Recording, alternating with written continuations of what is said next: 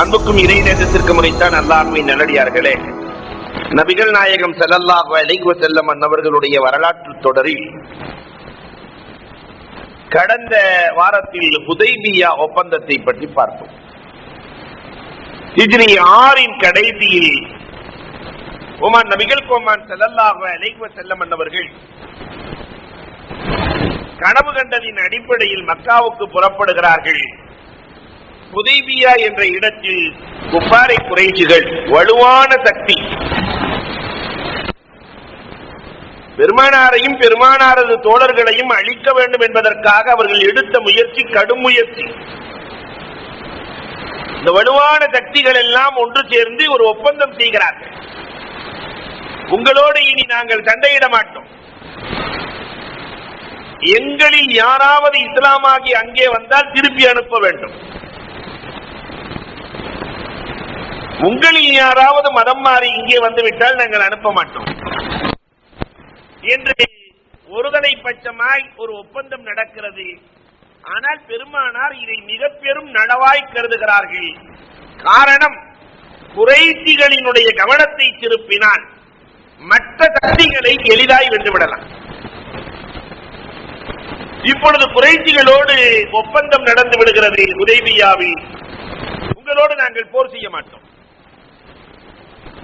போருக்கு எப்பொழுது குறைஷிகள் வரமாட்டார்கள் என்ற ஒப்பந்தமாகிவிட்டதோ அடுத்த 20 நாள் பெருமானார் ஸல்லல்லாஹு அலைஹி வஸல்லம் அன்னவர்கள் லைசன் ஜசூராக மாறுகிறார். இவர்களுக்கு கோபத்தை ஏற்படுத்துகிற சிந்தனை மாற்றங்களை செய்கிற யூதர்கள் குறைஷிகள் சண்டை போட முடியாது, ஒப்பந்தம் பண்ணியது. ஆனால் பிரச்சனைகளை உருவாக்குவதில் யூதர்கள் தான் முதலிடத்தில் இருந்தவர்கள். மதீனாவில் இருக்கக்கூடிய 3 சக்திகள், பனு நுதைர், பனு கைனகா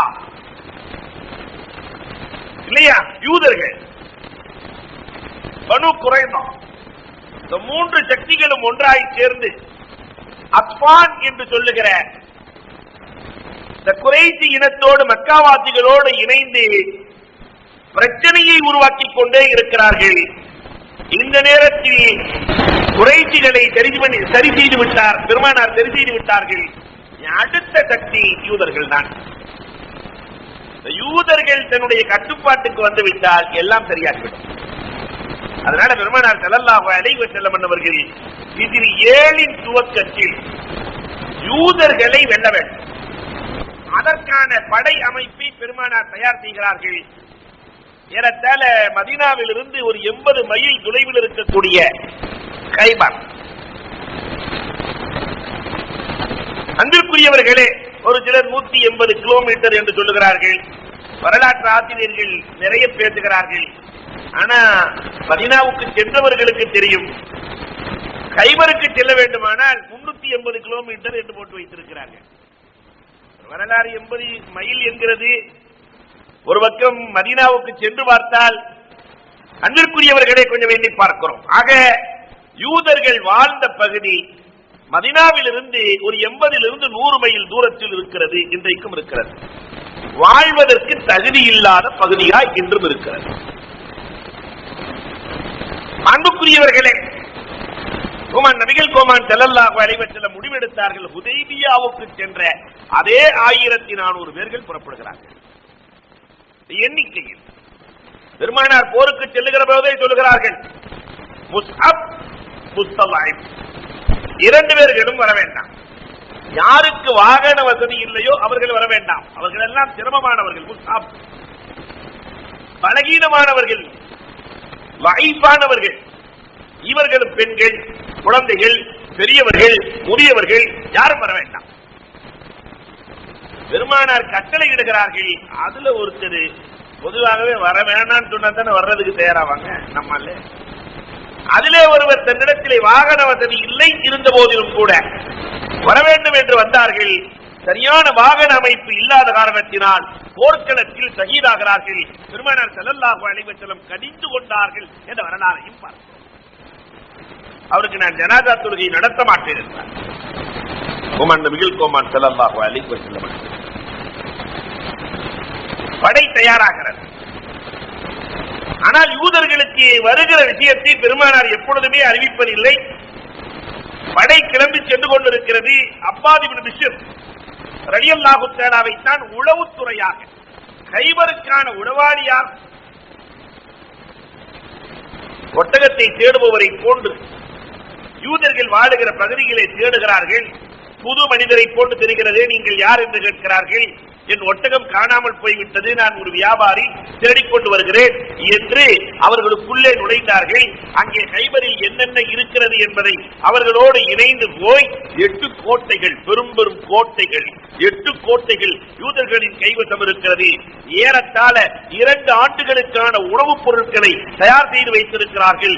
ஆயுதங்களாக, முகாத்தில்கள், போர் வீரர்களாக 10,000 பேர்களை தயார் செய்து வைத்திருக்கிறார்கள் என்ற எல்லா செய்திகளையும் அப்பாத் இப்னு பிஷ்ர் ரலியல்லாஹு தஆலா பெருமானார் ஸல்லல்லாஹு அலைஹி வஸல்லம் அவர்களுக்கு உள்ளே சென்று உளவாளியாய் சென்று செய்திகளை கொடுத்து விடுகிறார். நபிகள் கோமான் ஸல்லல்லாஹு அலைஹி வஸல்லம் அவர்கள் ரப்புல் ஆலமீனிடத்திலே துஆ செய்கிறார். படை கிளம்புகிறது. அதிலும் குறிப்பாக மெயினாக 2 பேர்கள் யூதர்களில் ரொம்ப முக்கியமான 2 பேர்கள். 2 பேருன்னு சொன்னோன்னு நீங்க வேற எங்கேயும் போயிடக்கூடாது. யூத தலைவர்கள் 2 பேர்கள், சலாம் இப்னு அபில் அகீக், உஸைத் பின் ஷாம். இந்த 2 பேர்களும் தான் யூதர்களுக்கான வேர்கள். இஸ்லாமியர்களுக்கு எதிரான எல்லா பிரச்சனைகளுக்கும் இந்த 2 பேர் காரணம். நபிகள் கோமான் ஸல்லல்லாஹு அலைஹி வஸல்லம் அவர்கள் இந்த 2 பேர்களையும் யார் காணுகிறீர்களோ அவர்கள் கொல்ல வேண்டும் என்று பெருமானார் உத்தரவும் பிறப்பித்திருக்கிறார்கள். 1400 சகாபாக்களும் அவளாய் தேடிக்கொண்டிருக்கிறார்கள் என்ற நாயகத்தின் உத்தரவு. இந்த 2 பேர்களால் தான் பிரச்சனைகள் உருவாகிறது. போர் பிரகடனம். ஷிஃபா ரலியல்லாஹு தஆலாவை பெருமானார் ஸல்லல்லாஹு அலைஹி வஸல்லம் அவர்கள் மதீனாவின் கவர்னராக நியமனம் செய்துவிட்டு பெருமானார் புறப்பட்டு செல்கிறார்கள். எந்த வழியில் செல்லலாம்? கைபருக்குள் நுழைவதற்கு 4 வழிகள். பெருமானார் கேட்கிறாங்க, எந்த வழியில போகலாம்னு கேட்கும்போது ஹுசுன் என்ற ஒரு வழிக்கு பேர். ஹுசுன் சொன்னாலே கவலைன்னு அர்த்தம். இந்த வழி வானான்ட்டாங்க ரசூலுல்லாஹ். அடுத்து என்ன வழி என்று கேட்கிறார்கள். சாத் என்று சொல்லப்படுகிறது. இதுவும் வேண்டாம் என்று பெருமானார் ஸல்லல்லாஹு அலைஹி வஸல்லம் சொல்லுகிறார்கள். இப்ரானில சாத் சொன்ன பிரிவுன்னு அர்த்தம். இதுவும் வேண்டாம் என்றார்கள். அதற்கு அடுத்து ஹாத்தப் என்ற ஒரு வழி இருக்கிறது. ஹாத்தப்னு சொன்னாக்க விறகை ஒன்று சேர்க்கிறது அர்த்தம். ஹாத்தப் இதுவும் வேண்டாம் என்றார்கள். சகாபாக்கள் சொன்னாங்க, 4வது ஒரே ஒரு வழி இருக்கிறது ரசூலே, 4வது ஒரே ஒரு வழிதான் இருக்கிறது. முஜர்ரப் என்ற வழி இருக்கிறது. பெருமானார் ஸல்லல்லாஹு அலைஹி வஸல்லம் அந்த வழியில் நாம் உள்ளே நுழையலாம். முஜர்ரப் என்ற வழியில் பெருமானார் ஸல்லல்லாஹு அலைஹி வஸல்லம் அவர்கள் கைபர் வாசிகளை வெற்றி கொள்வதற்காக புறப்படுகிறார்கள். சாபா என்ற இடத்தில் பெருமானார் அசர் தொழுகையை தொழுகிறார்கள். அசர் தொழுதுட்டு பெருமானாருக்கு ஒரு பழக்கம். இந்த அசருக்கு பிறகு நபித்தோழர்களுக்கு அன்னையில இருந்து இன்னைக்கு வரைக்கும் இஸ்லாமியர்களுக்கு இந்த ஸ்நாக்ஸ் சாப்பிடுறதுக்கான நேரம். பெருமானார் ஸல்லல்லாஹு அலைஹி வஸல்லம் யார் என்ன கொண்டு வந்திருக்கிறீர்கள் என்று கேட்கிறார்கள். அப்பொழுது துண்டு விரித்து வைக்கப்படுகிறது. ஷவீக்காக, பொருத்த மாவாக, பேரித்தம்பழங்களாக சில பொருட்கள் வைக்கப்படுகிறது. எல்லா சகாபாக்களும் உண்டார்கள். பெருமானாரும் சாப்பிடுகிறார்கள். மகரிபு தொழுகைக்கு செல்லுகிற போது பெருமானார் வாய் மட்டும் கொப்பளித்தார்கள், ஒளி செய்யவில்லை. மாமனா புகாரி ரஹ்மத்துல்லாஹி தஆலா அலைஹி அவர்கள் அறிவிக்கிறார்கள். ஒளு முறிஞ்சத்தன ஒளு. அதனால பெருமானார் ஸல்லல்லாஹு அலைஹி வஸல்லம் அவர்கள் வாய் கொப்பளித்து விட்டு மகரிபு தொழுகையை தொட வைத்து விட்டு பெருமானார் அல்லாஹ்விடத்திலே அழுகிறார்கள். இரவு முழுவதும் அழுகை தொழுகை, அழுகை தொழுகை. அதிகாலை சுபுகு புலர்வதற்கு முன்னால் பெருமானார் ஸல்லல்லாஹு அலைஹி வஸல்லத்தினுடைய படை கைபருக்குள் நுழைகிறது. பொதுவாகவே பெருமானாருக்கு ஒரு வழக்கம், அதிகாலையில் தான் எப்பொழுதும் தாக்குதல் நடத்துவார். எந்த ஊருக்கு போறாங்களோ அங்க பாங்கு சத்தம் கேட்டாங்கன்னா போர் செய்ய மாட்டாங்க. எங்கே பாங்கோலி கேட்கப்படவில்லையோ அங்கு பெருமானார் ஸல்லல்லாஹு அலைஹி வஸல்லம் போர் செய்வார்கள். அந்த அடிப்படையில் நபிகள் கோமான் அதிகாலையில் உள்ளே நுழைகிறார்கள். அல்லாஹு அக்பர், எல்லோரும் அல்லாஹு அக்பர் என்ற உரைத்த குரலில் உள்ளே செல்லுகிறார்கள். முஹம்மது வல் ஹமீஸ் என்று எல்லோரும் அலறிக்கொண்டு கோட்டையை நோக்கி ஓடுகிறார்கள். அலறிக்கொண்டு எல்லோருமே விவசாயிகள், மக்காத்தில்களோடு மசாமிகளோடு கதிரருவானோடு வெளியே வருகிறார்கள். விவசாயத்தை கதிரறுப்பதற்காக, உழுவதற்காக, விவசாயம் செய்வதற்காக. போர் வீரர்களை பார்த்தவுடன் எல்லாம் உள்ள போய் போருக்கான பிரகடனம். யூதர்கள் எல்லாம் உள்ளே இருக்கிறார்கள், ஆயுதங்களோடு இருக்கிறார்கள், எல்லாம் இருக்கிறது. இங்கே 1400 பேர்கள் தான் இருக்கிறார்கள். போர் பிரகடனம். முதல் நாள் பெருமானார் ஸல்லல்லாஹு அலைஹி வஸல்லம் அபூபக்கர் ரலியல்லாஹு இடத்திலே கொடியை கொடுத்து தன் படையை அனுப்புகிறார்கள். கோட்டைக்குள்ளிருந்து ஒருவரும் வரவில்லை. போர்க்களத்தில் வெற்றி தோல்வி தீர்மானிக்கப்படவில்லை. முதல் நாள் மகரிபு நேரம் வரைதான் போர். வந்துவிடுகிறார்கள். இரண்டாவது நாள் கொடி அவரே ஃபாரூக் ரலியல்லாஹுவின் கையிலே கொடுக்கப்படுகிறது. வெற்றியும் இல்லை, தோல்வியும் இல்லை. திரும்பி வந்து விடுகிறார்கள். அன்று இரவு பெருமானார் சொன்னார்கள், நாளை ஒருவரின் கையில் நான் கொடியை கொடுப்பேன், அவரை கொண்டு அல்லாஹ் ரப்பல் ஆலமீன் வெற்றியை வழங்குவான். பெருமானார் பொதுவா சொன்ன உடனே எல்லா வீரர்களும் தன்னிடத்தில் தான் கொடுப்பார்கள் என்று எதிர்பார்த்துக் கொண்டிருக்கிறார்கள். வெற்றி கொடியை நாட்டப் போகிறவர்கள் நாம் தான் என்று ஒவ்வொருவரும் எதிர்பார்த்துக் கொண்டிருக்கிறார்கள் இல்லையா? அபூ மூஸா அஷ்அரி ரலியல்லாஹு தஆலா போன்ற மாவீரர்கள், அம்ர் இப்னு ஆஸ் ரலியல்லாஹு தஆலா போன்ற மாவீரர்கள் எல்லாம் கொடி நம் கையில், நம் கையில். மறுநாள் காலை சுபுஹ் தொழுகை முடிகிறது. கண்மணி ரசூலுல்லாஹி ஸல்லல்லாஹு அலைஹி வஸல்லம் ஐன அலி என்றார். எங்கே அந்த அலியுன் கர்ரமல்லாஹு வஜ்? அவர்கள் கண்வழியால் ஒரு ஓரத்திலே முடங்கி போய் அமர்ந்திருக்கிறார்கள். அஸ்மூதி என்று சொல்லுவார்கள். கடுமையான கண்வழி, கண் மறைத்திருக்கிறது, கடும் வேதனை. பெருமானாரிடத்திலே வந்தார்கள். நாயகமே, நானோ போர்க்களத்திலே அஸ்முதால் வேதனைப்படுகிறேன். நாயகமே, போருக்கு செல்வது செந்நிற ஒட்டகைகள் பரிசாக கிடைப்பதை விட மேல் என்பது அலியே உமக்கு தெரியாதா? பெருமானார் தன் உமிழ் நீரை எடுத்து அலி ரலியல்லாஹுவினுடைய கண்ணில் தடவினார்கள். கைபரில் நடந்த அதிசயங்களில் இதுவும் ஒன்று. பெருமானார் கண்ணிலே ரசூலின் உமிழ் நீரை எடுத்து தடவினார்கள். மற்ற கண்ணை விட அதிக பார்வை. அல்லாஹு அக்பர். அலி ரலியல்லாஹு கையில கொடி, கைபர் கோட்டை. அலி ரலியல்லாஹு தஆலா தன் தலைமையில் புறப்படுகிறார்கள். புறப்பட்டால் முதல் கோட்டைக்குள் இருக்கிறார்கள். அல்லாஹு அக்பர். நாயிம் கோட்டை. நாயிம் கோட்டையில் தான் மன்னர் முஜர்ரப், மன்னர் வாழ்ந்து கொண்டிருக்கிறார். முஹர்ரப், முரஹப், சாரி முரஹப், முரஹப் என்ற மன்னர். அவன் யாருன்னு சொன்ன 1000 வீரர்களுக்கு சமமானவன். 1000 வீரர்களுக்கு சமமான முரஹப். என்னோடு யார் முபாரதா செய்கிறீர்களோ அதற்கு பிறகு போர் வைத்துக் கொள்ளலாம். முதல்ல முபாரதாவுக்கு வாருங்கள். முபாரதான்னு சொன்னா மல்யுத்தம். பத்ர் போர்க்களத்துக்கு முன்னாடி மல்யுத்தம் நடந்த மாதிரி மல்யுத்தத்திற்கு வாருங்கள். ஆமிர் ரலியல்லாஹு தஆலா கவி படித்துக் கொண்டு வருகிறார்கள். முரஹபும் கவி படிக்கிறார். யூதர்களில் என்னை வெல்லுகிற ஆண்மகன் இதுவரை பிறக்கவில்லை.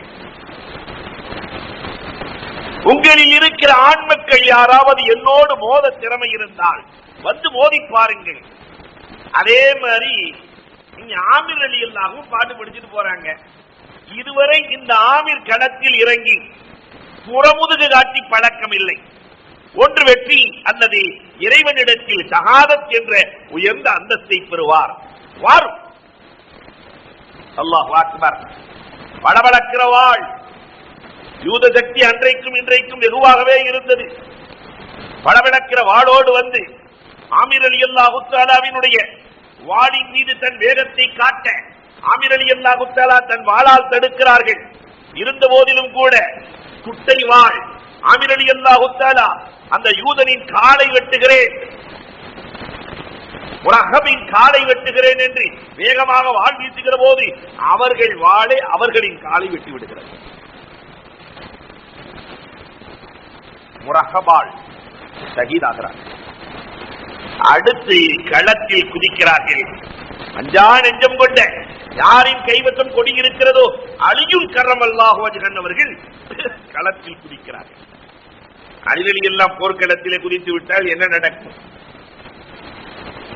அகல் போரிலே அம்ர் இப்னு உத்தி என்று சொல்லுகிற 1000 வீரர்களுக்கு சமமான வீரனை தன் வாழ்வீச்சால் 2 துண்டாக ஆக்கிய அலி ரலியல்லாஹு தஆலாவினுடைய வாழ்வீச்சு ஒரு அகபை 2 துண்டாக மாற்றுகிறது. ஒரே ஒரு வீச்சு தான் வீசினாங்க அலி ரலியல்லாஹு தஆலா. 1000 வீரர்களுக்கு சமமானவன் 2 துண்டாய் பூமியில் வந்து விழுகிறான். அல்லாஹு அக்பர். இத பார்த்த உடனே அவங்க தம்பி யாசிர் அவன் களத்தில் குதிக்கிறான். என் அண்ணனை வென்ற சிங்கங்களே, காட்டிலே இந்த யாசிருக்கு தனியாக போராடி பழக்கம் இல்லை. யாசிர் களம் இறங்கிவிட்டால் பல 100 தலைகளை கொண்டுதான் பழக்கம் என்ற கவியோடு உள்ளே வந்து இறங்க ஜுபைர் ரலியல்லாஹு தஆலா, அஸ்மா ரலியல்லாஹு தஆலாவினுடைய கணவர் ஜுபைர் ரலியல்லாஹு தஆலா முபாரஸாவுக்கு மல்யுத்தத்திற்கு களம் இறங்குகிறார்கள். ரசூலுல்லாஹ் வந்து சஃபியா ரலியல்லாஹு சொல்றாங்க, ஜுபைர் ரலியல்லாஹு தஆலாவுடைய அம்மா, என் புள்ள அவ்வளவு பெரிய வீரன்ட்ட போறாங்க, என் புள்ள ஜுபைர், என் புள்ள இறந்துற போகுது, என் புள்ள ஷஹீதாயிட போகுது என்று சஃபியா ரலியல்லாஹு தஆலா பெருமானாரிடத்திலே செல்லுகிற போது பெருமானார் ஸல்லல்லாஹு அலைஹி வஸல்லம் புனித நாவு சொல்லுகிறது, அம்மா கவலைப்படாதீர்கள், யாசிர் இந்த ஜுபைரால் தான், உன் மகனால் தான் கொல்லப்படுவான். யாசிரை கொன்ற பாக்கியம் உன் மகனுக்கு சொந்தம் அம்மா என்று சொல்ல ஜுபைர் ரலியல்லாஹு தஆலா களம் இறங்குகிறார்கள். மல்யுத்தம் சூடுபிடிக்கிறது. வெற்றி அன்பிற்குரியவர்களே ஜுபைர் ரலியல்லாஹுவுக்கு கிடைக்கிறது. இந்த மல்யுத்தத்தில் 2 வீரர்களும் மன்னனும் மன்னனின் சகோதரனும் இறந்து போக யூதர்களுக்கு பயம் வந்து விடுகிறது. இந்த யூதர்களுக்கு அன்னைக்கு இன்னைக்கு ஒரு பழக்கம், தோல்வியுற்றால் அடுத்த கோட்டைக்கு ஓடிடுவான். 5 கோட்டைகள் ஒன்றாக சேர்ந்திருக்கிற இடம். நாயிமிலே தோல்வியை கண்டவுடன் சாப் என்ற இடத்திற்கு சென்று விடுகிறார்கள். யூதர்கள் தங்களுடைய இடங்களை மாற்றுகிறார்கள். சாப் என்ற இடத்திற்கு செல்லுகிறார்கள். கினானா. அல்லாஹு அக்பர். இஸ்லாமியர்களுக்கு தோல்வியை கொடுக்க வேண்டும் என்பதற்காக பல்வேறு வகையான சூழ்ச்சிகள் சாபில் நடக்கிறது. ஆனபோதிலும் கூட நபித்தோழர்கள் விட்டு வைக்கவில்லை. கடும் கத்தத்தோடு 3 நாட்கள் முற்றுகையோடு சாப் என்ற கோட்டையை வெற்றி கொடி காட்டுகிறார்கள். அந்த சாபை வெற்றி கொள்கிறார்கள். அடுத்த கோட்டையாக இருக்கிற கல்அத்தே ஜுபைர் என்ற கோட்டையில் யூதர்கள் தஞ்சம் புகுகிறார்கள். கல்அத்தே ஜுபைர் இந்த கோட்டைக்குள்ள எல்லா வசதி, சாப்பிடுறதுக்கான எல்லா வசதிகளும் இருக்கிறது, குடிப்பதற்கான எல்லா வசதிகளும் இருக்கிறது. இப்ப அலி ரலியல்லாஹு தஆலா அந்த கோட்டை கதவை தூக்கி 70 பேர் சேர்ந்து தூக்க முடியாத கதவை ஒருத்தர் தூக்குறாங்க. கோட்டை கதவை கேடயமாய் பயன்படுத்தி போர் செய்கிறார்கள். போர்லாம் முடிஞ்சதுக்கு பின்னாடி ரசூலுல்லாஹ் தூக்க சொன்னாங்களா அந்த கதவை. அலி ரலியல்லாஹு அசைக்க கூட முடியல. நாயகமே அசைக்க கூட முடியல. பெருமானார் சொன்னார்கள், நீங்கள் போர்க்களத்திலே நிற்கிற போது வலது பக்கம் ஜிப்ராயீலும் இடது பக்கம் மீகாயிலும் உங்களுக்கு தோழர்களாய் நின்றார்கள். அதனால் தான் கோட்டை கதவை எளிதாய் தூக்கினீர்கள் அலியே என்று பெருமானார் ஸல்லல்லாஹு அலைஹி வஸல்லம் பாராட்டுகிறார்கள். அப்ப அங்கிருக்கக்கூடிய ஒரு யூதனை பிடிக்கிறார்கள். பிடித்து இதற்குள் நுழைந்து வெற்றி கொள்வதற்கான வழி என்ன என்று கேட்கிற போது அந்த யூதன் சொல்லுவான், தன் உயிருக்கு பயந்து அந்த யூதன் சொல்லுகிறான், நீங்கள் என்னதான் கோட்டையை சுற்றி இருந்தாலும் இந்த யூத சாம்ராஜ்யத்தை வெல்ல முடியாது. காரணம், 2 ஆண்டுகளுக்கு தேவையான உணவுகள் உள்ளே இருக்கிறது. வெல்வதற்கான வழி என்ன? ஒரே வழிதான், தண்ணீரை தடை செய்ய வேண்டும்.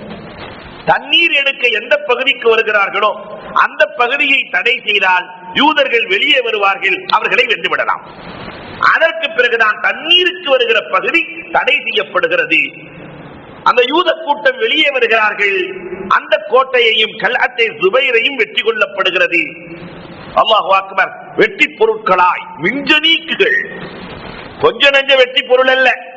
இதற்கு முன்னால் வரை ஏழைகளாக இருந்த சகாபாக்கள், கைபருக்கு பிறகு லட்சாதிபதிகள், கோடீஸ்வரர்களாக மாறுகிற நிலை. மின்ஜனீக்குகள், மின்ஜனீக்குன்னு என்ன?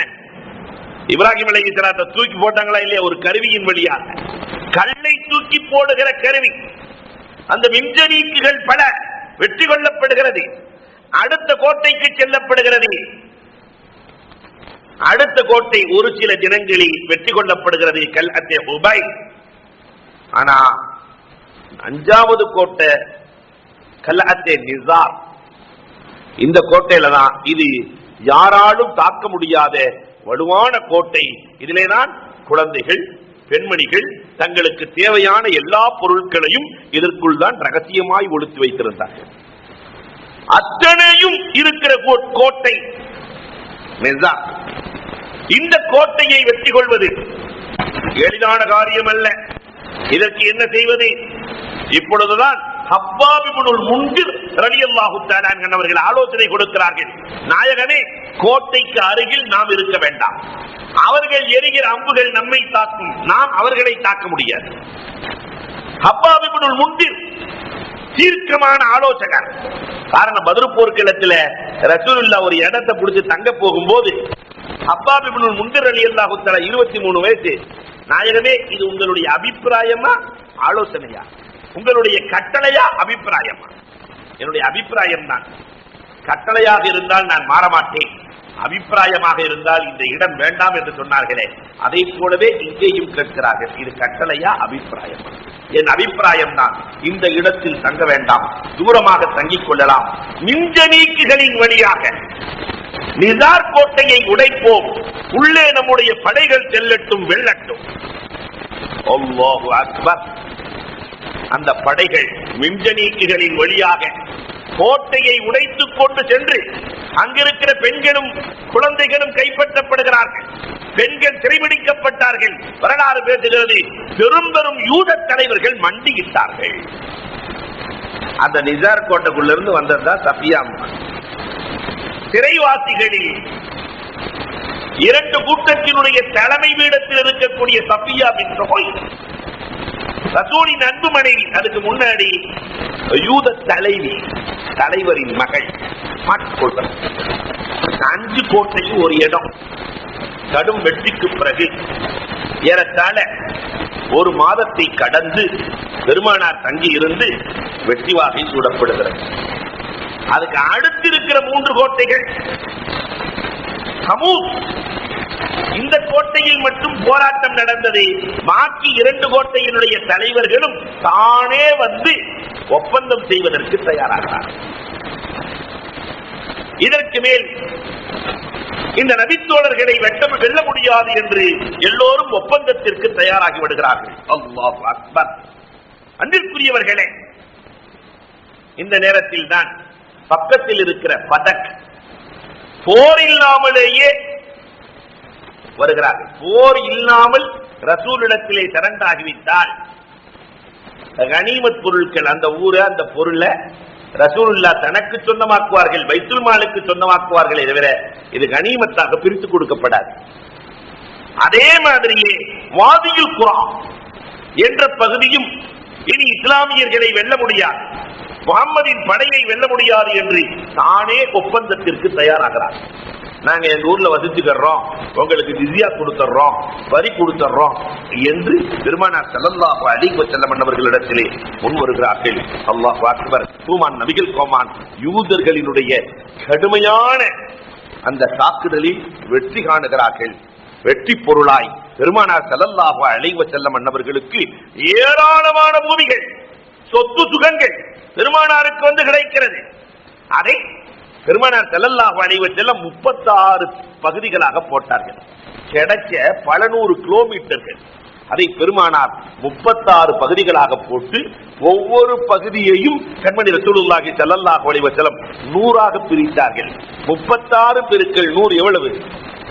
கணக்குல தேர்ச்சி பெற்றவர்கள் 36 பெருக்கல் 100 3600 பகுதிகளாய் பெருமானார் ஹைபர் வெற்றியை பிரிக்கிறார்கள். 3600 பகுதிகள். அதில் சரி பாதி 1800 பகுதிகளை பெருமானார் ஸல்லல்லாஹு அலைஹி வஸல்லம் இஸ்லாமிய ஆட்சிக்கு தேவைப்படக்கூடிய நிதியை உருவாக்குதல், கட்டிடங்களை உருவாக்குதல், ஹுகூமத்திற்காக, ஆட்சிக்காக 1800 பகுதிகளை பெருமானார் எடுத்துக் கொள்கிறார். 1800. பாக்கி இருக்கிற 1800 பகுதிகள் இருக்கிறது. இதை பெருமானார் எப்படி பிரித்துக் கொடுக்கிறார்கள்? வாரிசுகள் என்று சொல்லுகிற குதிரை வீரர்கள், அவர்களுக்கு ஒவ்வொருத்தருக்கும் மொத்த போர்க்களத்துக்கு போனவங்க எத்தனை பேரு? 1400 பேர். அதுல 200 பேர் போக 1200 பேர். இந்த 1800 பங்க பெருமானார் ஸல்லல்லாஹு அலைஹி வஸல்லம் அவர்கள் போர்க்களவாசிகளுக்கு என்று ஒவ்வொருத்தருக்கும் 300 பங்கு கொடுக்கிறாங்க. 300 பங்கு. அன்பிற்குரியவர்களே, 3 பங்கு. சாரி, எத்தனை பங்கு கொடுக்கிறாங்க? ஒவ்வொருத்தருக்கும் 3 பங்கு. அப்ப வாரிசுகள் 200 பேருக்கு எவ்வளவு பங்கு போய் சேருது? ஒரு ஆளுக்கு 3 பங்கு. வாரிசுகளுக்கு 600 பங்கு சேர்க்கிறது. பாக்கி 1200 பங்கு இருக்கு. 1200 போர் வீரர்களுக்கும் ஒவ்வொரு பகுதியை கொடுக்கிறார்கள்.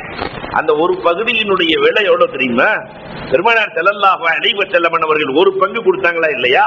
அதனுடைய விலை, அல்லாஹு அக்பர், ஹதீஸ்களிலே வருகிறது, 21 லட்சம் திர்ஹம். ஒரு திர்ஹம்ங்கிறது இன்னைக்கு இருக்கிற காசுப்படி 3 கிராம் வெள்ளி. ஒரு திர்ஹம் என்பது 210 ரூபா, 200 ரூபான்னு வச்சுக்கோங்களேன்.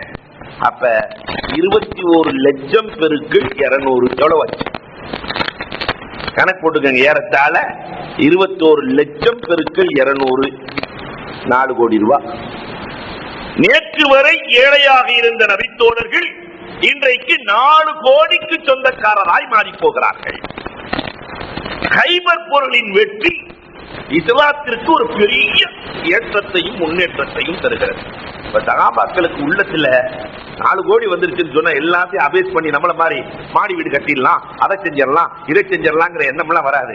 யார் யாருக்கு எப்படி கொடுப்பது, எப்படி எல்லாம் இஸ்லாத்தை வளர்ப்பது, எப்படி எல்லாம் உருவாக்குவது என்று ஒவ்வொருவரும் கற்பனை செய்து கொண்டு பெருமானார் ஸல்லல்லாஹு அலைஹி வஸல்லத்தினுடைய போர்க்களத்தோடு பெருமானாரிடத்திலிருந்து போர்க்களத்தில் வெற்றி பெற்று மதீனாவிற்கு வருகிறார்கள். அல்லாஹு அக்பர். அப்படி பெருமானார் ஸல்லல்லாஹு அலைஹி வஸல்லம் அவர்கள் அந்த போர்க்களத்திலே இருக்கிற போது திஹியத்துல் கலபி என்ற சஹாபி நாயகத்திடத்திலே வருகிறார். யார் திஹியா? ஜிப்ராயில் அலைஹிஸ்ஸலாம் திஹியாவின் தோற்றத்தில் தான் வஹியை கொண்டு வருவார்கள். அவ்வளவு பேரழகு சஹாபி, தூய்மையானவர்கள். இந்த திஹியா வருகிறார்கள். நாயகமே, எனக்கு ஒரு அடிமை பெண் வேண்டும் நாயகம்.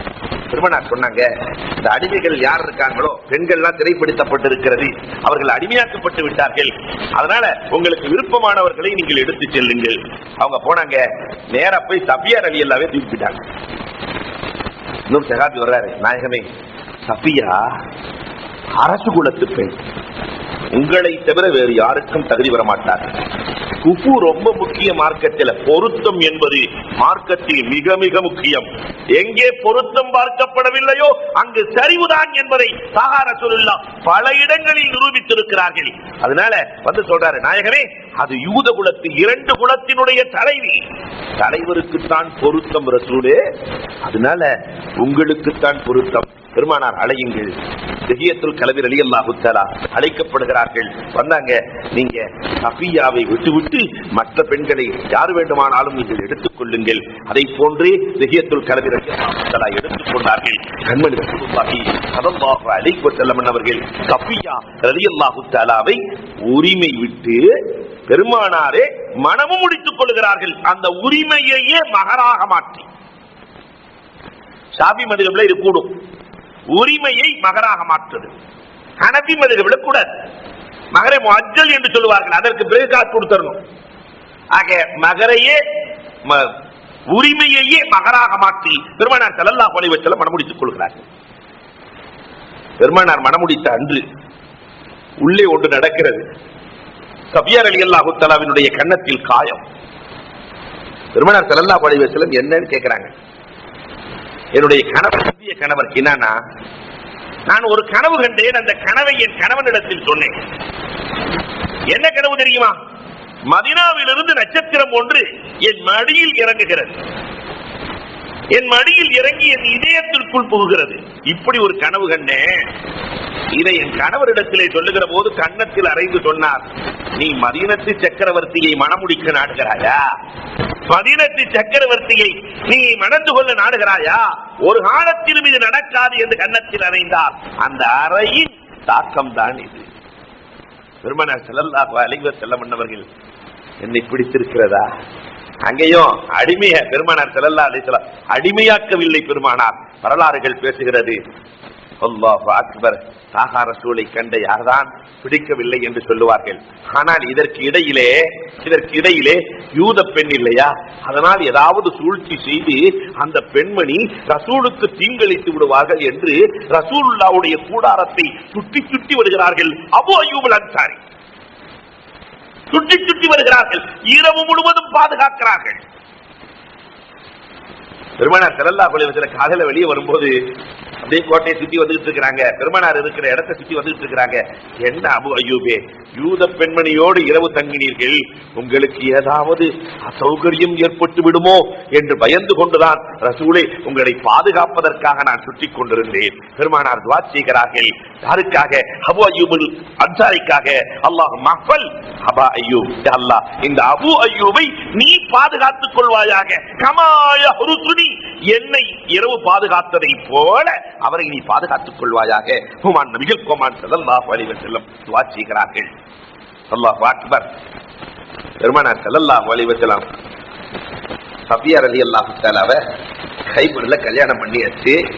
ஆனா வலிமா கொடுக்கணுமே, இதை பார்த்துக் கொண்டே இருந்த ரசூலுக்கு ஏதாவது ஒன்று செய்ய வேண்டும் என்று எதிர்பார்த்து செய்கிற ரசூலின் மீது நேசமும் பாசமும் கொண்ட உம்மு சுலைம் ரலியல்லாஹு தஆலா நபிகள் கோமான் ஸல்லல்லாஹு அலைஹி வஸல்லத்திற்காக ஒரு ஆட்டை அறுத்து வலிமா கொடுத்த வரலாறுகளை பார்க்கிறோம்.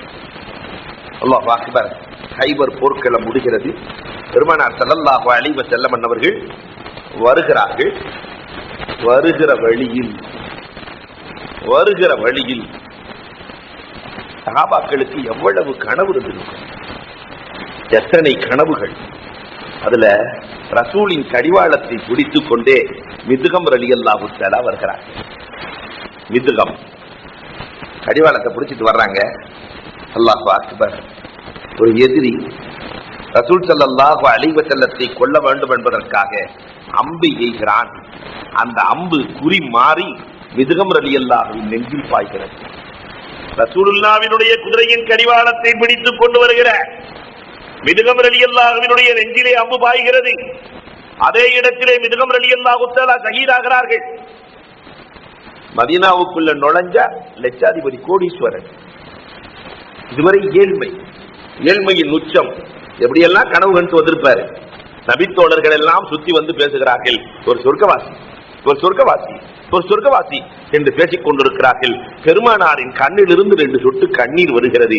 என்ன ரசூலே என்று கேட்கிற போது சாகா ரசூலுல்லாஹி ஸல்லல்லாஹு அலைஹி வஸல்லம் அவர்கள் சொன்னார்கள், இவர் ஆடைக்கு கீழே நரக நெருப்பு எரிகிறது என்றார்.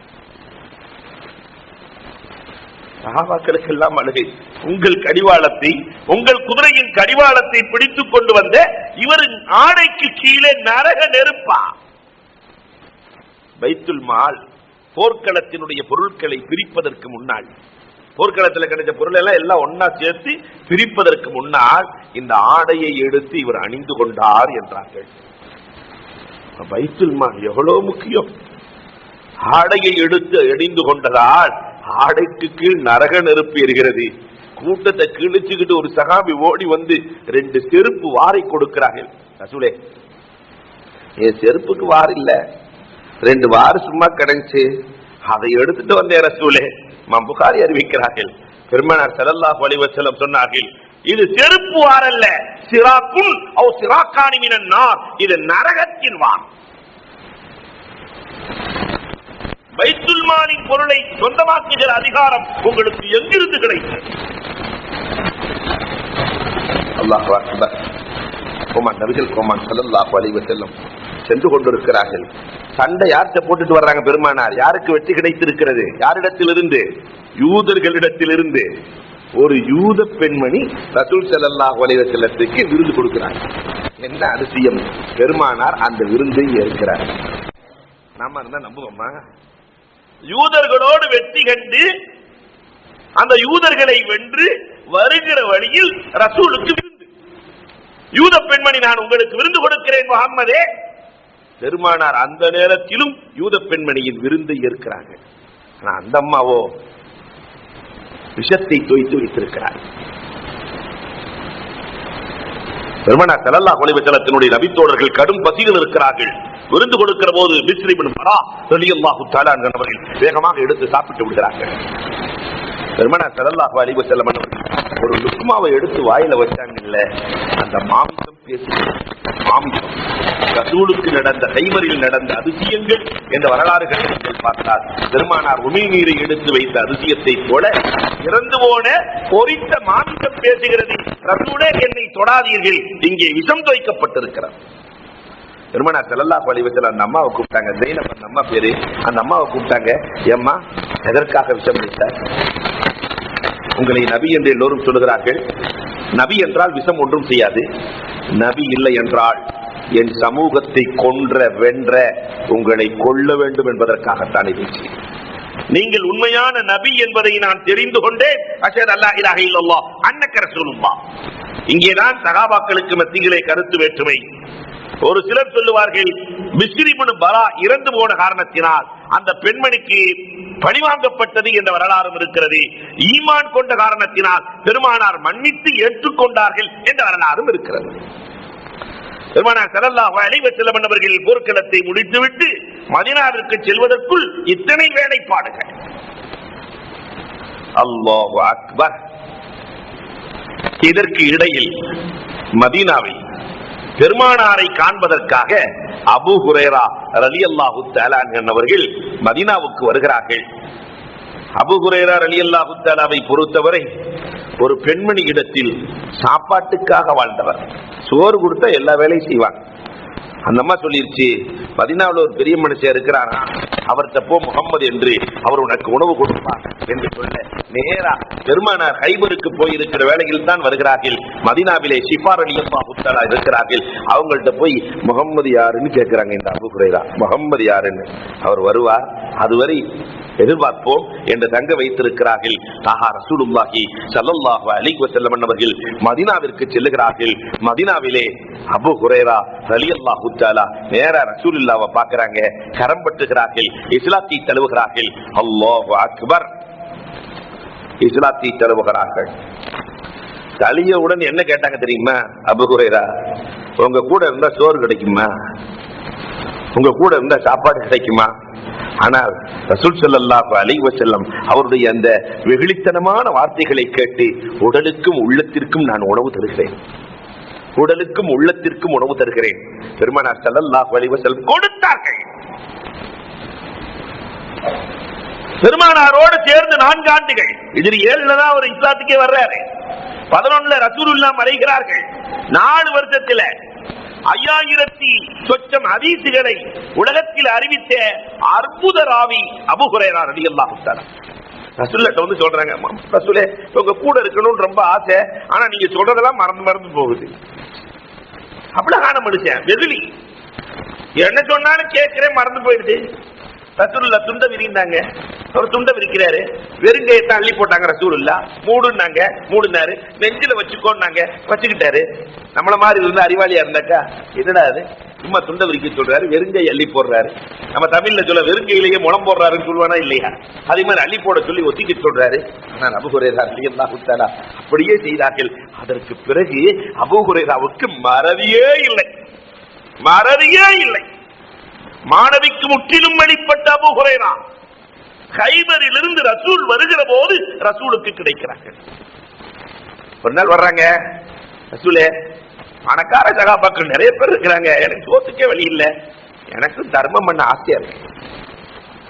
அபூ ஹுரைரா, எல்லாரும் தர்மம் செய்யறாங்க, எனக்கு தர்மம் செய்கிறார்கள், நான் மற்றவர்களுக்கு தர்மம் செய்ய ஆசையா இருக்கிற ரசூலே. பெருமானார் ஸல்லல்லாஹு அலைஹி வஸல்லம் ஒரு பைய கொண்டு வந்தாங்க. அவர் போய் ஒரு சாக்கு பை தூக்கிட்டு வந்தாரு. 21 பேரிச்சம்பழங்களை அந்த பைக்குள்ள தூக்கி போட்டு பெருமானார் ஸல்லல்லாஹு அலைஹி வஸல்லம் அபூ ஹுரைராட்ட கொடுத்தாங்க. அபூ ஹுரைரா, இந்த பையை வச்சுக்கோ, எவ்வளவு வேண்டாம் சாப்பிட்டுக்கோ, எவ்வளவு வேண்டாம் தர்மத்தி, ஆனா பைய மட்டும் கொட்டாத. அபூ ஹுரைரா ரலியல்லாஹு தஆலா சொல்கிறார்கள், நான் தர்மம் செய்தேன். எவ்வளவு தெரியுமா? எவ்வளவு தர்மம் செய்திருக்கிறேன் தெரியுமா? 200 வசக். ஒரு வசக்குங்கிறது 180 கிலோ. 200 வசக்குன்னா எவ்வளவு வச்சு? 3003 டன் நான் தர்மம் செய்திருக்கிறேன், சாப்பிட்டு இருக்கிறேன். என்னிடத்திலே ரசூலுல்லாஹ் இருக்கிற காலம் வரை, அபூபக்கர் ரலியல்லாஹுவின் காலம் வரை, உமர் ரலியல்லாஹுவின் காலம் வரை, உஸ்மான் ரலியல்லாஹுவின் காலம் வரை. எவ்வளவு காலம்? ரசூலுல்லாஹ் கூட 4 வருஷம், அபூபக்கர் ரலியல்லாஹு 2, உமர் ரலியல்லாஹு தஆலா 10 வருஷம், உஸ்மான் ரலியல்லாஹு தஆலா 12 வருஷம். அதற்கு பிறகு உஸ்மான் ரலியல்லாஹு ஷஹீதானதற்கு பிறகு இவருடைய பை காணாமல் போகிறது. ஹர்ரா என்ற இடத்திலே பை காணாமல் போகிறது. அல்லாஹ் அக்பர். அழுதார்கள். அபூ ஹுரைரா, லின்னாசி ஹம்முன் வலி அம்மானி பைனஹுமு ஹம்முல் ஜராபி ஹம்மு ஷேഖ് உஸ்மானா. எல்லோருக்கும் ஒரு கவலை தான், எல்லோருக்கும் ஒரு கவலை தான். உஸ்மான் ரலியல்லாஹு ஷஹீதாகி விட்டார்கள் என்ற கவலை. ஆனால் எனக்கோ 2 கவலை. உஸ்மான் ரலியல்லாஹு ஒரு பக்கம் ஷஹீதாகி இருக்கிறார்கள், எனக்கு ரசூல் கொடுத்த அற்புத பை காணாமல் போனதே, காணாமல் போனதே, இதை நினைத்து நான் கவலைப்படுகிறேனே என்று அழுகிறார்கள். அபூ ஹுரைரா ரலியல்லாஹு தஆலா. இங்கே அபூ ஹுரைரா கிடைக்கிறார்கள். பெருமானார் மதீனாவுக்கு வருகிறார்கள். மதீனாவிலே இல்லாமல் மதீனாவிற்கு முன்பதாகவே அபிசீனியாவிற்கு சென்றிருந்த ஜாஃபர் பின் அபி தாலிப் ரலியல்லாஹு தஆலா, யமனுக்கு சென்றிருந்த அபூ மூஸா அஷ்அரி ரலியல்லாஹு தஆலா, எல்லோரும் மதீனாவுக்கு வருகிறார்கள். ஜாஃபர் ரலியல்லாஹு தஆலா மதீனாவுக்கு நேரா போகல. அவர் அபிசீனியாவில் இருந்து கைபருக்கு பிறகுதான் ரசூலை சந்திக்க வருகிறார். அல்லாஹ் அக்பர். பெருமானார் ஸல்லல்லாஹு அலைஹி வஸல்லம் அவர்கள் கட்டி பிடித்து ஆனந்தம் அடைந்து ஜாஃபர் பின் அபீ தாலிப் ரலியல்லாஹு தஆலாவினுடைய நெற்றியிலே முத்தமிட்டு, எனக்கு எதனால் அல்லாஹ் இவ்வளவு சந்தோஷத்தை கொடுத்தான் என்று தெரியவில்லை. ஒன்று கைபரின் வெற்றியா அல்லது அபூ தாலிபின் வருகையா? எதனால் இவ்வளவு ஆனந்தம்?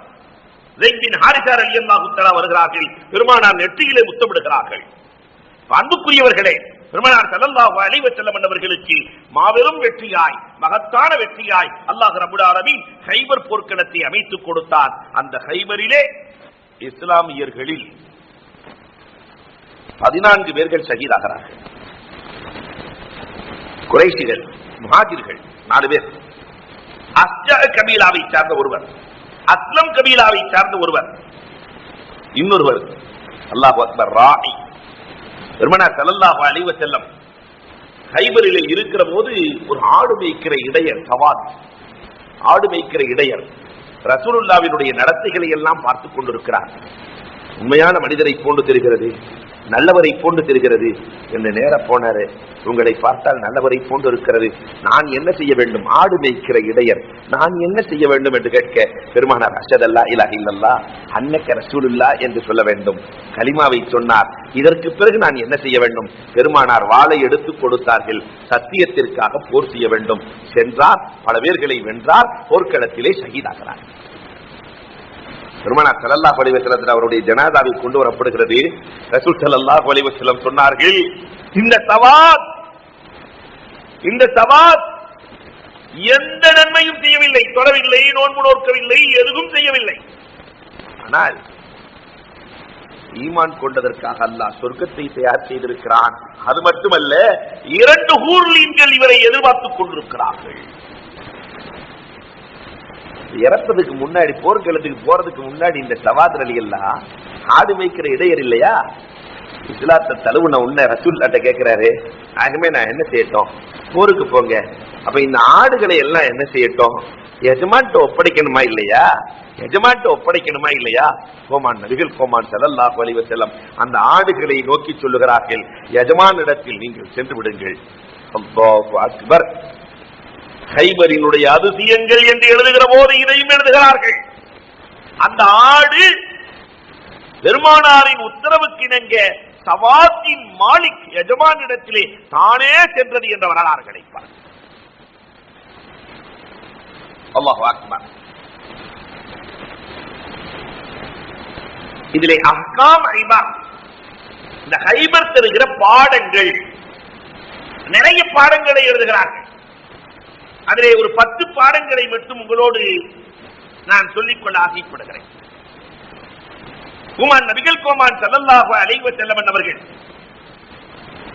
ஒரு ஆராவி, ஒரு கிராமவாசி போர்க்களத்தில் அழைப்பு கொடுக்கிறார். போர்க்களத்தில் தாவா செய்தவர்களை பார்த்திருக்கிறீர்களா? போர்க்களத்திலே ஏகத்துவ அழைப்பு. அங்கே ஒருவர் கிடைக்கிறார், ஒரு கிராமவாசி. அஷ்ஹது அல்லா இலாஹ இல்லல்லாஹ் அன்னக ரசூலுல்லாஹ், அல்லாஹ்விடத்திலே நன்றி செலுத்துகிறார்கள். போர்க்களத்திலே கூட ரப்பே என்னை மறவாமல் எனக்கு வெற்றியை கொடுக்கிற ரப்பே உனக்கே எல்லா புகழும். அவருக்கு அதே மாதிரி தான் வாழை கொடுத்தாங்க. நேரா சென்றார், போர்க்களத்திலே செல்லுகிறார், வாழ்வீச்சு நடத்துகிறார், ஷஹீதாகிறார். பெருமானார் ஸல்லல்லாஹு அலைஹி வஸல்லம் தானே சென்று அவருக்கு ஆடை அணிவிக்கிறார்கள். தன் ஆடையில் எடுத்து அனுபவித்து கஃன் செய்த வரலாறுகளை பார்க்கிறோம். கைபர் போர்க்களத்திற்குள் பெருமானார் ஸல்லல்லாஹு அலைஹி வஸல்லம் அவர்கள் தாவா செய்தார்கள் என்ற வரலாறு உலகத்தில் யாரும் இப்படி செய்ததாக வரலாறு இல்லை. இரண்டாவதாக பெருமானார் ஸல்லல்லாஹு அலைஹி வஸல்லம் ஒருத்தரை பார்த்து சொன்னாங்க, இது புகாரியிலேயே வருது, இவர் அஹ்லுன் நார் என்றார்கள். ஒரு நபியே 5 நேரம் தொழுகிறார், நம்மோடு இருக்கிறார், எல்லாம் செய்கிறார், இவரை போய் நரகவாசி என்று சொல்கிறீர்களே. அவருக்கு பின்னால் செல்கிறார், போர்க்களத்திலே உக்கிரமாய் போர் செய்கிறார். எதிரிகளால் கை வெட்டப்பட்டு விட்டது. அந்த வேதனை தாங்க முடியாமல் தன்னையே அவர் தற்கொலை செய்து கொண்டார். அப்பொழுதுதான் சஹாபாக்கள் வந்து சொல்றாங்க, ரசூலே நீங்க சொன்னது உண்மைதான் ரசூலே, அவர் தன்னை தற்கொலை செய்து கொண்டார், அறுத்துக் கொண்டார் ரசூலே. இதுவும் கைபரில் தான் நடக்கிறது. அல்லாஹு அக்பர். பொறுமை மிக மிக அவசியம் என்ற அற்புதமான பாடத்தை இந்த உம்மத்திற்கு கைபரில் தாகா ரசூலுல்லாஹி ஸல்லல்லாஹு அலைஹி வஸல்லம் அவர்கள் சொல்லிக் கொடுக்கிறார்கள். போர்க்களம் நடக்கிற போது பானையில கறி கொதிக்குது. ஹிமாரே அஹ்லியா, நாட்டு கழுதை, அதுவரை சாப்பிட்டு தான் நாங்க கழுதை கறி ஹலாலாத்தான் இருந்துச்சு. கொதிக்கிற போது தாகா ரசூலுல்லாஹி ஸல்லல்லாஹு அலைஹி வஸல்லம் பசியோடு இருக்கிறார்கள். சொன்னார்கள், கழுதையின் கறி உங்களுக்கு ஹராமாக்கப்பட்டு விட்டது. கொதிக்க கொதிக்க கறி ஹராமாக்கப்பட்டு விட்டது. ஒரு சஹாபி தொடவே இல்லை. பெருமானார் ஸல்லல்லாஹு அலைஹி வஸல்லத்தினுடைய உத்தரவை தன் உயிரை விட அதிகமாக மதித்தவர்கள் சஹாபாக்கள் என்ற பாடத்தை இந்த கைபர் போர்க்களம் இந்த உம்மத்திற்கு மிக தெளிவாய் கொடுத்துக் கொண்டிருக்கிறது. அல்லாஹு அக்பர். நான்காவதாக போர்க்களத்தில நிறைய பெண்கள் அடிமைகளாய் பிடிக்கப்படுகிறார்கள். ரசூலுல்லாஹி ஸல்லல்லாஹு அலைஹி வஸல்லம் சொன்னார்கள், மன் கான யுமினு பில்லாஹ் வல் யௌமில் ஆகிர் வலா யஸ்பக் மாஉன் ஸர்அ கைரிஹி. வயிற்றிலே ஹம்லாக இருக்கக்கூடியவர் யாரெல்லாம் மாதமாக இருக்கிறார்களோ அவர்களை அடிமையாக்கி உறவு கொண்டு விடாதீர்கள். அடிமைகளோடு உறவு கொள்ளலாம், ஆனால் யார் மாசமாக இருக்கிறார்களோ அவர்களோடு நீங்கள் உறவு கொள்ள வேண்டாம் என்ற சட்டத்தை பெருமானார் சொல்லுகிறார்கள். காரணம், பிறக்கிற குழந்தை யாருக்கு சொந்தம், தகப்பன் யார் என்று தெரியாமல் பிறக்கும் சூழல், அதைவிட கொடுமை உலகத்தில் எதுவும் கிடையாது. இதை நீங்கள் உருவாக்கி விடாதீர்கள்.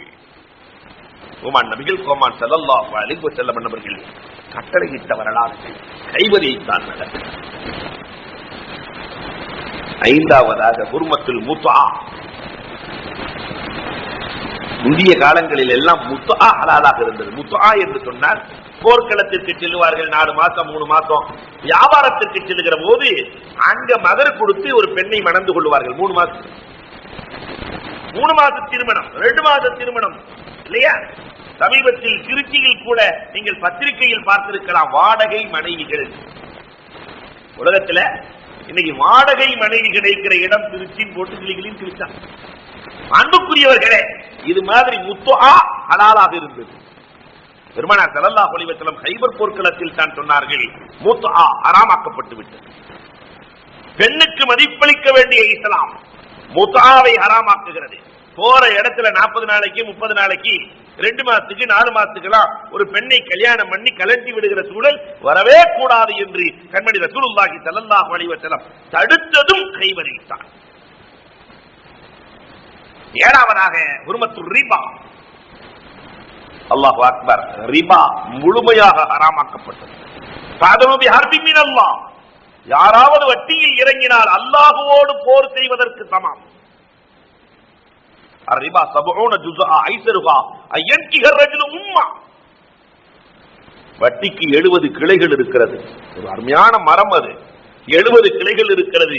அதில் குறைந்தது தன் தாயோடு சேருவதற்கு சமம். சொல்ல எவ்வளவு கொடுமையா இந்த ஹுர்மத்துர் ரிபா. வட்டி ஹராம் என்பதை தெளிந்துரைத்த இடம் கைபர் போர்க்களம். காரணம் பெருமானார் ஸல்லல்லாஹு அலைஹி வஸல்லத்துக்கு தான் இன்றைக்கு பொருளாதாரம் குவிந்து விட்டது. பெருமானார் ஸல்லல்லாஹு அலைஹி வஸல்லம் அள்ளித் இருக்கிறார்கள். 8வது அற்புதமான சட்டம் ஒன்று அங்கே நடக்கிறது. யூதர்கள் எல்லாம் வெற்றிக்கு பிறகு வருகிறார்கள். முஹம்மதே, உங்களுக்கு விவசாயம் செய்ய தெரியாது, உங்களுக்கு விவசாயம் செய்ய தெரியாது, நாங்களே இந்த இடத்தை விவசாயம் செய்கிறோம், விளைகிற விளைச்சலில் உங்களுக்கு பாதி தருகிறோம். வெற்றி நாயகன் பெருமானார் ஸல்லல்லாஹு அலைஹி வஸல்லம் இதை போன்று உலகம் நடந்ததே இல்லை, இந்த இடம் உங்களுக்கே சொந்தம். ரசூலுல்லாஹ் இடத்தை அவர்களுக்கு சொந்தமாக்கி வருகிற விளைச்சலை மட்டும் உங்களுக்கு பாதி. ரசூலுல்லாஹ் நிலமெல்லாம் அரசாங்கத்திற்கு சொந்தம். வருகிற விளைச்சல் நீங்கள் அடிமைகள், சொல்ல முடியும், நீங்கள் அடிமைகள், வருவதில் உணவுக்கு எடுத்துக் கொள்ளுங்கள், மற்றது அரசாங்கத்திற்கு வேண்டும், எங்களுக்கு வேண்டும் என்று சொல்லுகிற முழு உரிமையும் இருக்கிறது இல்லையா? சிறுபான்மை இனமாக அந்த யூதர்கள் இருக்கிற போது ரசூல் சொன்னது என்ன தெரியுமா? இடம் முழுக்க உங்களுக்கு சொந்தம். அல்லாஹ் அக்பர். வருகிற விளைச்சலில் எனக்கு பாதி, உங்களுக்கு பாதி. இதை வச்சுதான் புக்கஹாக்கள் முலாரபத் என்று ஒரு சட்டத்தை புக்கஹாக்கள் எடுக்கிறார்கள். முலாரபத் கூட்டு வணிகம். ஒருத்தர் காசு கொடுப்பார், ஒருத்தர் வியாபாரம் பண்ணுவார். முலாரபத். காசு கொடுப்பவருக்கு பேர் ரப்புல் மால், வியாபாரம் செய்பவருக்கு பேர் முலாரி இல்லையா? இதை வைத்துத்தான் சொல்லுகிறார்கள். யூதர்களுக்கு சொந்தமா யார் காசு போடுகிறாரோ அவருக்கு அசலை கொடுக்க வேண்டிய பொறுப்பு முலாரிவுக்கு இருக்கிறது. நடிகை நல்ல சேர்த்திரி ஒருத்தருக்கு அவர்கிட்ட காசை வாங்குறாரு, 40-60 பிரிச்சுக்கிறாங்க. அப்படி பிரிக்கிற போது வியாபாரம் செஞ்சுட்டு இந்த மூலதனம் இருக்கா இல்லையா, லாபத்தை தான் பிரிக்கணும். மூலதனம் யாருக்கு சொந்தம்? மூலதனம் யாருக்கு சொந்தம்? யாரு காசு போட்டாரோ அவருக்கு சொந்தமானது என்பதை இந்த கைபர் போர்க்களத்தை வைத்துத்தான் புக்கஹாக்கள் தீர்வாக எழுதுகிறார்கள் என்ற வரலாறுகளை பார்க்கிறோம். இதே போர்க்களத்தில் ஹஜ்ஜாஜ் இப்னு கல்லாப் என்பவர் இஸ்லாத்தை ஏற்கிறார். ரசூலுல்லாஹ் வந்து சொல்றாரு, நான் மக்காவில இருந்து வந்திருக்கிறேன், நான் இஸ்லாத்தை ஏற்றுக்கொண்டேன். நான் இஸ்லாத்தை ஏற்ற செய்தி மக்காவாசிகளுக்கு தெரிந்திருந்தால், என்ன ஒப்பந்தம் பண்ணி இருக்கிறாங்க, என் சொத்துக்களை என்னுடைய உடைமைகளை எல்லாவற்றையும் கைப்பற்றி விடுவார்கள். ரசூலே, நான் ரகசியமாக வைத்துக் கொள்ளவா இஸ்லாத்தை என்று கேட்கிற போது சாகா ரசூலுல்லாஹி ஸல்லல்லாஹு அலைஹி வஸல்லம், நீ ரகசியமாக வைத்துக் கொள், இஸ்லாத்தை வெளிப்படுத்த வேண்டாம். இஸ்லாம் என்பது உனக்கும் ரப்புக்கும் சம்பந்தமானது. ஆனால் உன்னுடைய பொருளாதாரத்தை நீ இழக்க வேண்டிய அவசியம் இல்லை என்ற பாடத்தையும், எதிரிகள் மிகைத்திருக்கிற போது இஸ்லாத்தை ரகசியமாக வைத்து வாழ வேண்டிய கட்டம் ஒன்று நடந்தால் அது அனுமதி என்ற பாடத்தையும் ஹஜ்ஜாஜின் மூலமாக கண்மணி ரசூலுல்லாஹி ஸல்லல்லாஹு அலைஹி வஸல்லம் அவர்கள் இந்த உம்மத்திற்கு பாடமாய் கொடுக்கிறார்கள். நிறைவாக 10வது, அல்லாஹு அக்பர், கைபர் போர்க்களத்திற்கு சென்ற ரசூல் ஸல்லல்லாஹு அலைஹி வஸல்லம் போர்க்களத்தில் உக்கிரமமாய் போர் நடந்து கொண்டிருக்கிறது. அசர் தொழுகை தப்பி போனது.